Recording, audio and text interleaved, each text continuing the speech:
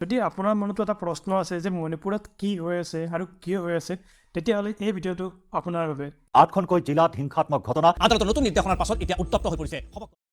নমস্কাৰ, মই Bibhuti Bhushan Medhi. Welcome to BTM Assam. মণিপুৰৰ গোটেই ঘটনাটোৰ আঁৰত মেইনলি তিনিটা পইণ্ট আছে। প্ৰথমটো হৈছে জনসংখ্যা। মণিপুৰ ৰাজ্যখনত যিমান মানুহ আছে তাৰে 50%তকৈ বেছি মিতেই সম্প্ৰদায়ৰ লোক, যাক একচুৱেলি মণিপুৰী বুলি কোৱা হয়। বাকীখিনি বিভিন্ন জনজাতীয় লোক যেনেকৈ নাগা, কুকি বা বেংগলী, মুছলিম, হিন্দু ইত্যাদি। নেক্সট পইণ্টটো হৈছে মাটি। এতিয়া মণিপুৰ এখন পাহাৰীয়া ৰাজ্য আৰু ইয়াত টোটেল 16খন জিলা আছে, কিন্তু তাৰে 10খন পাহাৰীয়া জিলাতে কেৱল জনজাতীয় লোকখিনিয়ে বাস কৰে, যেনেকৈ ধৰক নাগা, কুকি বা যিখিনি বাহিৰা মানুহ আছে তেওঁলোকে বাস কৰে। আৰু যিখিনি মিতেই সম্প্ৰদায়ৰ লোক সেইখিনি আছে মণিপুৰৰ ৰাজধানী ইম্ফল চহৰৰ ওচৰে পাজৰে। গতিকে মাটিৰ ফালৰ পৰা যদি চাব যাওঁ আমি, তেতিয়াহ'লে এই ট্ৰাইবেল মানুহখিনিয়ে মণিপুৰৰ প্ৰায় 90% এৰিয়া কভাৰ কৰি আছে। কিন্তু মিতেই সম্প্ৰদায়ৰ মানুহখিনিৰ জনসংখ্যা যদিও বেছি, তেওঁলোকে মণিপুৰৰ মাত্ৰ প্ৰায় 10% মান এৰিয়াহে কভাৰ কৰি আছে। আৰু থাৰ্ড আৰু একেবাৰে মেইন পইণ্টটো হ'ল এই গোটেই ঘটনাৰ আৰু যিটো মেইন পইণ্ট সেইটো হৈছে জাতি। হয়, ঠিকেই শুনিছে, জাতি। 1949ৰ আগত, অৰ্থাৎ যেতিয়া মণিপুৰ ৰাজ্যখন আমাৰ ভাৰতবৰ্ষৰ অন্তৰ্ভুক্ত হোৱাই নাছিলে,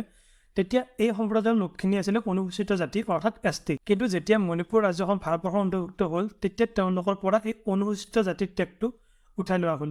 তেতিয়াৰ পৰাই এই মিতেই সম্প্ৰদায়ৰ লোকখিনিয়ে চৰকাৰৰ লগত লাগি আছে যে তেওঁলোকক অনুসূচিত জাতি বুলি ঘোষণা কৰিব লাগে। আৰু মিতেই সম্প্ৰদায়ৰ মানুহখিনিয়ে কোৱা মতে তেওঁলোকে এই ST টেগটো কেৱল চাকৰি বা পঢ়া শুনাৰ ক্ষেত্ৰত ৰিজাৰ্ভেশ্যনৰ কাৰণে পোৱা নাই। তেওঁলোকে যাতে নিজৰ পূৰ্বপুৰুষৰ মাটিখিনি হওক বা তেওঁলোকৰ সংস্কৃতিখিনি হওক বা তেওঁলোকৰ যিটো আইডেণ্টিটি, যাতে সেইটো সুৰক্ষিত হৈ থাকে, সেইটোৰ কাৰণে তেওঁলোকে অনুসূচিত জাতিৰ টেগটো বিচাৰি আছে। কাৰণ যেতিয়া কোনো এটা সম্প্ৰদায়ে অনুসূচিত জাতিৰ টেগটো পায়, অৰ্থাৎ যেতিয়া ST টেগটো পায়, তেতিয়া বহুত ধৰণৰ বেনিফিট আছে, যিটো কথা আপোনালোকে নিশ্চয় গম পায়। কাৰণ এক্সামৰ ক্ষেত্ৰত একদম লোৱেষ্ট কাট অফ মাৰ্কেই হওক বা ক'ৰবাত এডমিশ্যনৰ ক্ষেত্ৰত একেবাৰে লোৱেষ্ট পাৰ্চেণ্টেজেই হওক, চ' এনেকুৱা বহুত ধৰণৰ কিছুমান বেনিফিট পায়। বিশেষকৈ ST বিলাকে হায়েষ্ট বেনিফিট পায়। আৰু সেইটো হিচাপে এই 2023 চনৰ মাৰ্চ মাহত, অৰ্থাৎ যোৱা মাৰ্চ মাহত মণিপুৰ হাইকোৰ্টে ৰাজ্য চৰকাৰক নিৰ্দেশ দিয়ে যে মিতেই সম্প্ৰদায়ৰ লোকখিনিক অনুসূচিত জাতি বুলি ঘোষণা কৰাৰ কাৰণে যিখিনি ডকুমেণ্টছ লাগে সেইখিনি 4 সপ্তাহৰ ভিতৰত জমা দিব দিছে। আৰু মেইনলি সেই কথাটোক লৈ পেলাই এই গোটেইখন নাটক আৰম্ভ হ'ল। আৰু এই কথাটোক লৈ বাকী যিখিনি জনজাতীয় লোক আছে তেওঁলোকে প্ৰতিবাদ কৰি আছে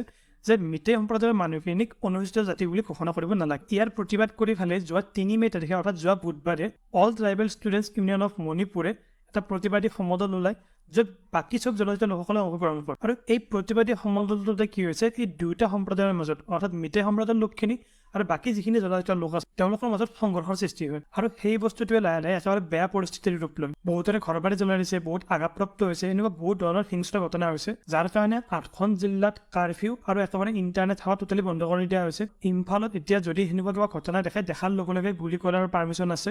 মহিলা বক্সাৰ মেৰী কমো তেখেতৰ টুইটত কৈছে যে মণিপুৰৰ অৱস্থা একেবাৰে বেয়া, বহুত বেছি পৰিস্থিতি উত্তপ্ত হৈছে। গতিকে কেন্দ্ৰীয় চৰকাৰক তেখেতে পৰিস্থিতিটো চম্ভালিবলৈ আহ্বান জনাইছে। এইখিনিয়ে আছিলে মেইন কাৰণ গোটেই ঘটনাখিনি। আৰু যদি ভিডিঅ'টোৰ জৰিয়তে আপোনালোকে মণিপুৰত কি হৈ আছে আৰু কিয় হৈ আছে তাৰ যদি উত্তৰটো যদি পালে, তেতিয়াহ'লে ভিডিঅ'টো শ্বেয়াৰ কৰিব আৰু কমেণ্ট কৰি জনাব। আপোনালোকৰ বাবে শ্বেয়াৰ বা কমেণ্ট এইখিনি ফ্ৰী, যদিও আপোনালোকৰ এইখিনি কামে মোক যথেষ্ট উৎসাহ দিব আৰু আগুৱাই যোৱাত সহায় কৰিব। পুনৰ লগ পাম আন এটি নতুন ভিডিঅ'ত।